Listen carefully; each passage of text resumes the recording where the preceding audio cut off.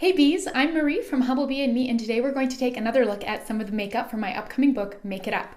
So today we're going to do something a little more Halloween inspired, and I'm going to try to recreate the look that the Snapchat flower crown filter gives you. So if you take a look at that filter, you'll notice a couple things. One, it's very brightening, it makes you quite a lot paler, and starts to kind of stray into the realm of kind of creepy, almost undead looking pale. So that's why this is sort of more of a Halloween look than a everyday go to the mall kind of look. It makes your nose look really slim, makes your eyes look huge, and makes your skin just look like flawless. So it's a neat little look, and then of course it gives you a flower crown. So we're gonna start with having super flawless skin. So I have here my powdered foundation. So this is, you custom blend your powder foundation to perfectly match your complexion at any time of year. So this is my September blend, which is my most recent blend. So I will it's got in a little sifter jar here. So I'm just gonna tap some of this out into the lid. And then I have my Sigma Kabuki brush here, and we'll pick up some product in the lid, tap off any excess, and then I'm going to start buffing this into my skin. Because we do want a very flawless look, I'm going to be putting quite a lot of this on. You can already see that that's starting to make a pretty big difference in how my complexion looks, which I always think is pretty exciting.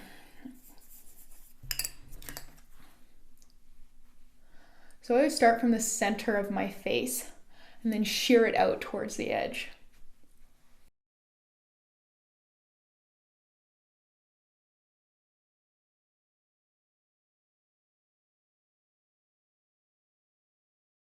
I'm going to grab a smaller brush here and just pick up more of this powder in a more sort of condensed manner to use as a bit of concealer here.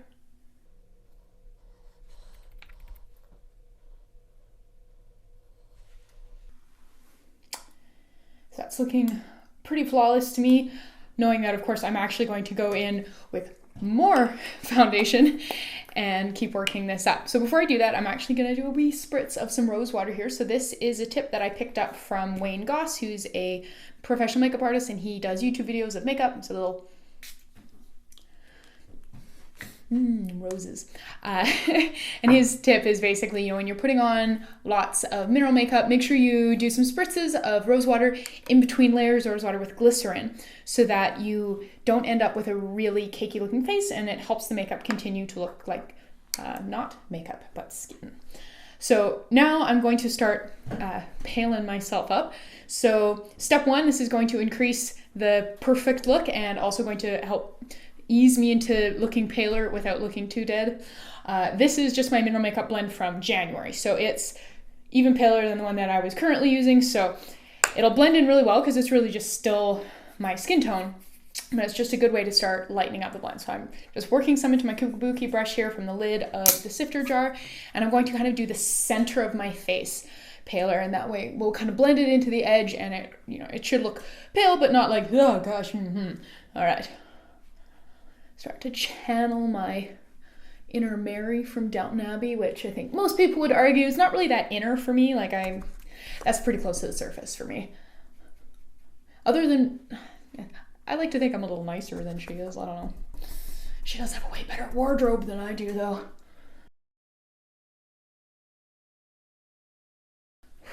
All right, so that, I can't really tell, sort of where it begins and ends, but I can definitely tell that I look paler than I actually do, and I'm starting to feel a little zombie-ish, which is sort of in keeping with the filter, so this is good. Share that out, and then we're gonna do another spritz. That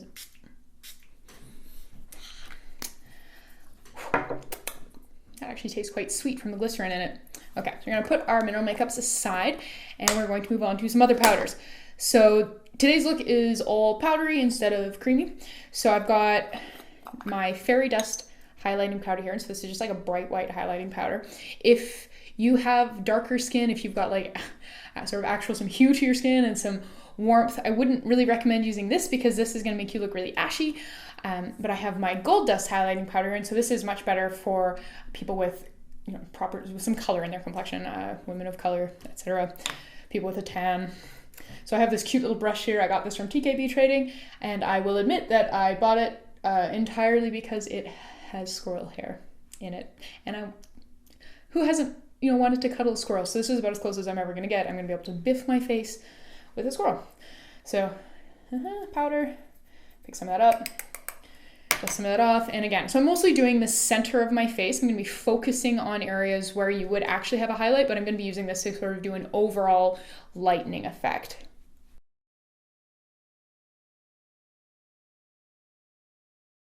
I'm going to grab a smaller brush. This is a Sigma one, and start focusing some of this pale highlighting powder in some specific areas. So kind of do the under the eye, cheekbone, sort of triangle like that. So just working it up.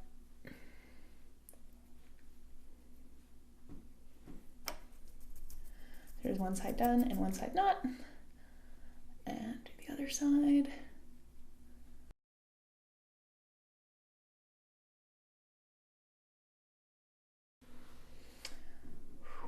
I'm definitely starting to feel quite zombie glowish. Okay, we can counter that one. We'll get a little bit of blush on. So this here is I think I called this one Deep Coral in the book, but I really like it. It's a great year-round blush. And so the filter, when you look at it, there's really not a lot of color in the face. So I'm gonna go pretty tame on this blush and go with just a little bit of color. This is a brush I got from TKB as well. It's brand new, and so it's still shedding quite a lot. But thus far I am enjoying the size of it and the softness of it. It'll probably go into my travel bag. All right, slightly less corpsey, I like it. So now we're going to contour my nose in an attempt to sort of make it look I'm pretty sure what the Snapchat filter does is it just kind of registers where your nostril is and then shrinks the tip of your nose like 20%. So we'll see what we can manage to achieve optical illusion wise without the benefit of just like shrinking my nose in a picture. So I have my bronzer here, and so this one is called Playa Kiss, inspired by the color of the dust at Burning Man. And it is a color bronzer that I can actually use without looking dirty. And then I also love it for contour because I didn't put any sparkle in this one. So I'm going to pick some up with a relatively small brush here, and we're going to contour. Okay, so the makeup artist at the shoot for the book did this to me, and I was like, I can remember her sort of like feeling her in and around my nose. I was like, are you contouring my nose? And she's just casually like, yes, of course I'm contouring your nose. And that was something that had just like literally never occurred to me to do. But it's pretty amazing what you can do. Wayne Goss has a pretty cool video on ways to contour different nose shapes. So I'll pop a link to that in the description box below so you can go check that out. I am, of course, by no means a nose contouring expert, but that man definitely is. Okay, that's looking slenderer. Up next, I'm going to do some brows. So I've got my creamy brow palette here, my Brow Wow.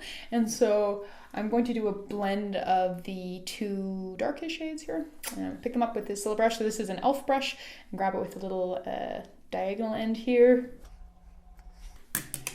And just comb that through my brows. So I made a rather dangerous discovery last week, which is that e.l.f. ships to Canada for like astonishingly little. I think their flat rate is something like $7.95 or something, or like $8 US or less. And then if you spend $25, you get the same shipping discount that they would give Americans you get as a Canadian. And so that knocks your shipping down to like under $3 US. Yeah, so that's kind of been dangerous for me because I love their brushes. And so I grabbed a bunch of brushes from them last week, and I am stoked for them to show up. I guess, the only thing left to figure out is, does $3 shipping mean that they're going to like send them here on the back of a turtle? Because that is sometimes the case with inexpensive shipping. So we shall see. But in the meantime, I am quite pleased with that discovery. And if you're looking for new makeup brushes, but you don't want to spend a fortune, but you'd like some that are, decent, I would really recommend them. So there's the creamy part of the brows, and so I'm going to do a little bit of powder. So this is just eyeshadow, and I have a wee little brush here, so I'm just going to pick up just like the smallest amount of powder. I don't actually even open the sifter for this usually. There's generally sort of enough powder kicking around in there from the last time I opened the sifter to do my brows with. So you can see one powdered, one not. So now we're going to move on to eyes. And so the first thing that we're going to do with eyes is, you can kind of see that because I've really evened out all the skin tone, like except for right around my eyes look like weirdly red, and it's making me look kind of creepy. So I am grabbing the January mineral makeup here and a tight pack. So this is just like an eye shading C-shaped brush from Sigma, and we are going to even out the skin around my eyes so I look a little bit less creepy. So make sure you get all the way into sort of like the bridge of your nose and blend that up and down to your lash line and right up to your brows.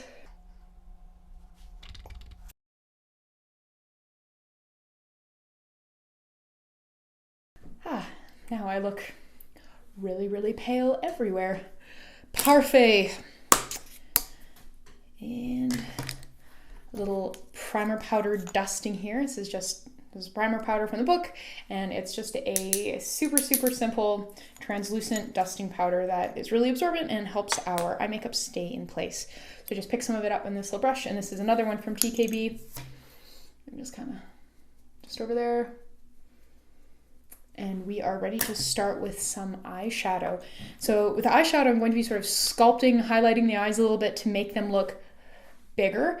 So we're going to start with this shade of eyeshadow. This is called Champagne, and it's got a little bit of sparkle in it. And so that's going to be sort of our mid-tone. And then we're going to highlight with the fairy dust and sculpt with a slightly darker eyeshadow shade. So I'm going to pick up a bunch of this, and I'm really going to pack it into the brush here so that I can get some good color coverage. This is pretty close to the color of my skin, so we're not going to get much of a punch here, but we will get a little bit of shimmer.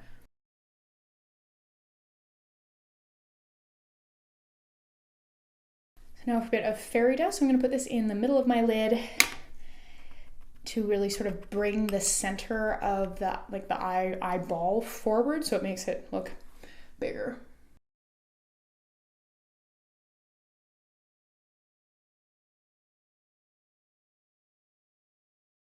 I'm going to do another rose water mist before we move on.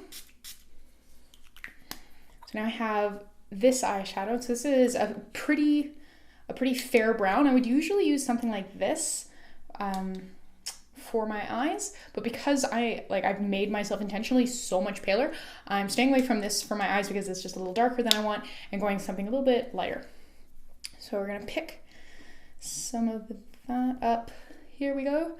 With this little dude on the end here, just a wee bit. I'm gonna go in there, dust around, tap off any excess, and we're gonna sort of define the crease area a little bit here.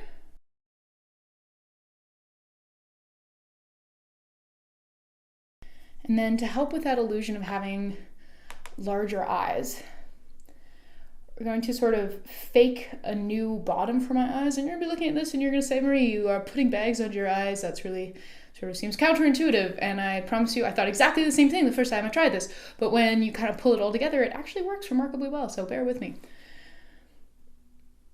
So kind of following, I can feel sort of just where my eyeball starts to tuck in.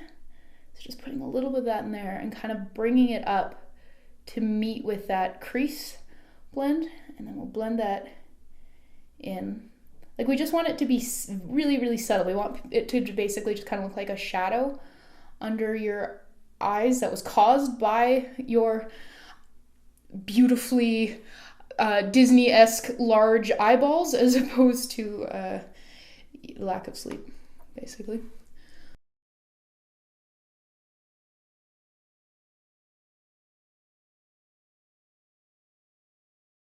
Eyeliner time. So this is an eyeliner brush from e.l.f. and it's got a little crimp in the end, which is perfect for me because it makes it so much easier to put my eyeliner on. And then here I have a sort of a creamy brown eyeliner. It's a oil-based eyeliner, like the eyeliner that you would buy in a pencil, except putting it in a pencil at home is a huge pain in the butt. And I've not actually found any pencils that don't end up turning into sort of weapons when you sharpen them. So in the pot it goes, and it's super easy to apply it with a brush, and I find you can get a much finer point. You're not constantly sharpening the pencil so that you get a fine point, so you waste a lot less product. So we're gonna just go super close to the lash line here. Like, this isn't really supposed to look like eyeliner. This is just helping with thicker looking lashes.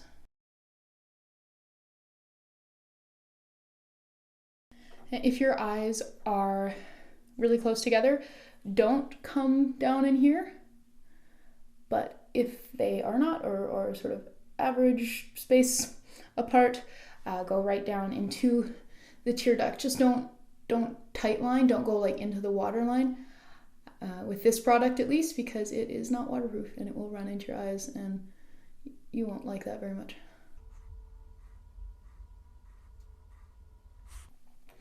So for this one too, I'm going to extend the line out a little bit and do a little hook around to, again, sort of continue that illusion that I have eyes from an anime series. Just wee little flick.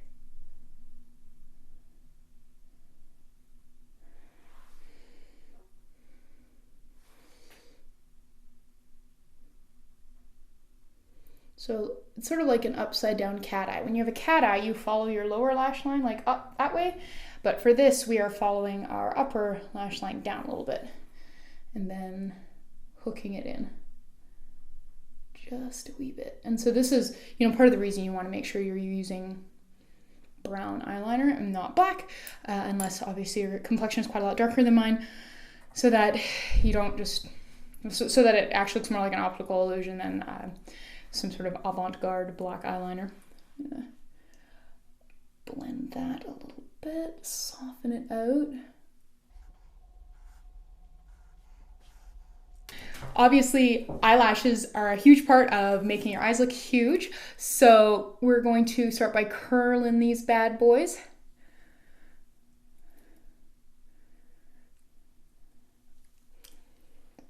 Hot. That was probably a little too enthusiastic. Okay. Yeah. Now for some mascara. So mascara in the book is a cake jar mascara, and it does not require weird Australian clays to make it, which is awesome. And so I have a mascara brush here that I pilfered from, I think, like a Maybelline Falsies mascara that I bought when I was like 19. So I'm just dipping it in a little bit of water here. I chose this brush for this project because, a brush is a huge part of what a mascara kind of does and how it works and how it goes on. So this mascara was designed to look like false eyelashes, and that's the look I'm going for. So that's why I chose this brush. If you have a similar brush, I would recommend that. So we're going to kind of wiggle and coat, and I'm going to do a couple coats here. So maximum eyelash bam bam effect.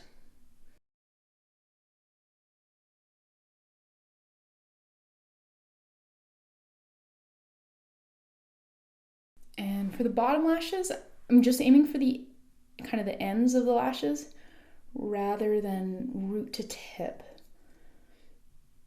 So yeah, I usually don't put any mascara on my bottom lashes. So this this looks really weird to me, but it really helps with the woo kind of look we're going for. And I'm going to do one more coat on those top lashes, and I think I'll call it a day. This would also be an excellent look for slapping some falsies on, some actual falsies. Like some little ones on the outer corner, a couple individual clumps, or you could go like whole hog and get a pair of the ones that look like angel wings and are huge. And that would definitely add to the look. Or if you have one of those like white priming mascaras that have a bunch of tiny little fibers in them, you could try popping some of that on beforehand. That is something that I should try to make, but I have not yet. Does anybody know where you can buy tiny little like 3mm long fibers? I have no idea. I'm going to actually blend that bottom eyeshadow a little bit more, or bottom eyeliner a little bit more, because now that I've sort of been like up close and personal looking at it, I can tell it just needs a little bit more work. The filter has a pretty subtle nudie pinkish lips, so I'm going to use some of my lip paint, and so this one is called Coral Kiss, and this is a recipe that I haven't actually shown you guys yet from the book. It's called lip paint. It has the consistency of like a thick oil paint. It goes on matte, so this is, a lot of you have been asking if I have a recipe for like a matte liquid lipstick, and this is kind of like as close as it gets, and this stuff is awesome. I've been chatting with some of my friends who are makeup artists, and they are super impressed with this because you can put it on and it dries matte, but then you can actually put like lip gloss on top of it or lip balm on top of it, and it doesn't just like peel right off, which is apparently a problem with a lot of sort of shop bought matte liquid lipstick. So woo!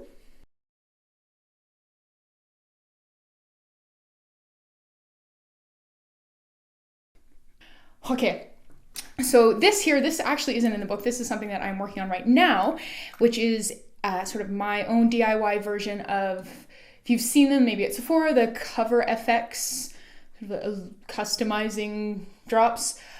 So theirs are something like $50 for like 15 milliliters of product, which is insane. So I'm working on my own version, and I'll publish it on the blog when it's ready. But you know, for here, I thought I'd do a little teaser. So I've got, it's like, this was actually supposed to be pink, and for some reason it kind of came out lavender. So I'm not really sure why, but I kind of like the way it looks, and that lavender hue actually works pretty well with the quasi pale undead glow we are going for. So I'm just going to, just do my cheekbones here for a hint of extra shimmer and highlight. And I'll just shear that out. And then just below the eyebrows as well.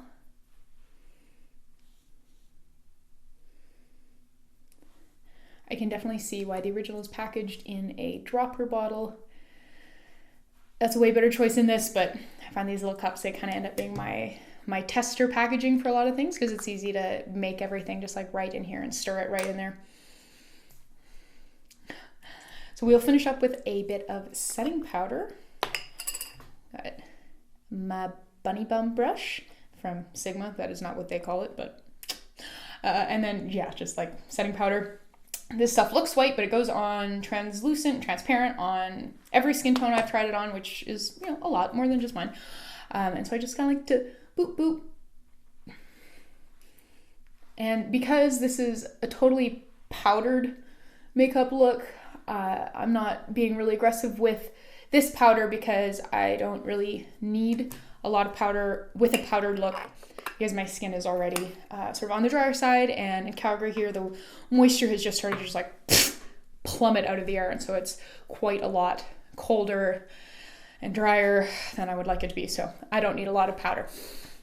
And now for the final touch, I have a flower crown here that I made, and I attached some lights to it.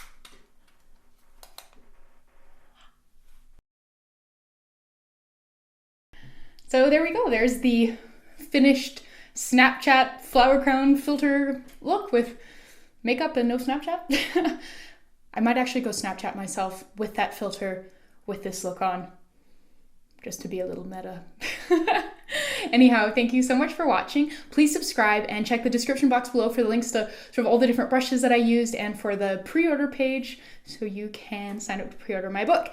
And don't forget, I also have a contest running right now, so you can enter to win all of my favorite DIY gear, including a coffee grinder, which is super essential if you want to make all your own makeup. So, thank you so much for watching, and I will see you next time.